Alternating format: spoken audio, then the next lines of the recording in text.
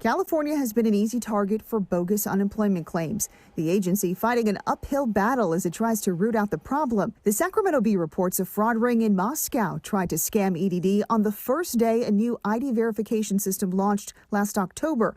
And now that system is flagging $750 million a week in fake claims. Criminals around the world understand that California has the weakest security in our systems of practically any state in the country. Robert Lapsley is president of California Business Roundtable.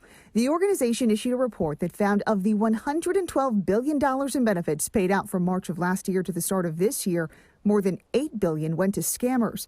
Lapsley says that is 4 times higher than the $2 billion reported by the state, and a sign that fraud detection should have been in place sooner. They canceled their fraud detection programs 5 years ago at EDD. It hasn't been replaced. Now they are back in place. How do you execute such a critically important program in a pandemic, especially putting out $112 billion in deficits with no fraud detection?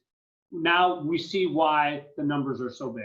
Michael Bernick, an employment attorney and former EDD director, says the majority of the theft is happening in the Pandemic Unemployment Assistance Program, but he sees progress. New figures released Thursday show new unemployment claims in that program are at 33,000. Still a high number, but a big drop from 100 to 200,000 claims seen last summer. The amount of fraud seems to be decreasing sharply, and these claims are being weeded out now. He credits the anti-fraud actions implemented by EDD and the crackdown on fraud happening in California prisons.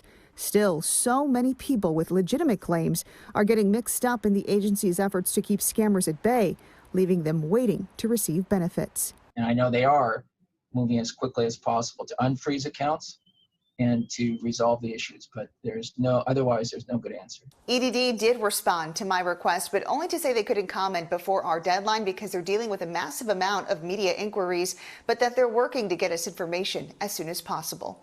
Cressida Rendon, KTVU, Fox 2 News.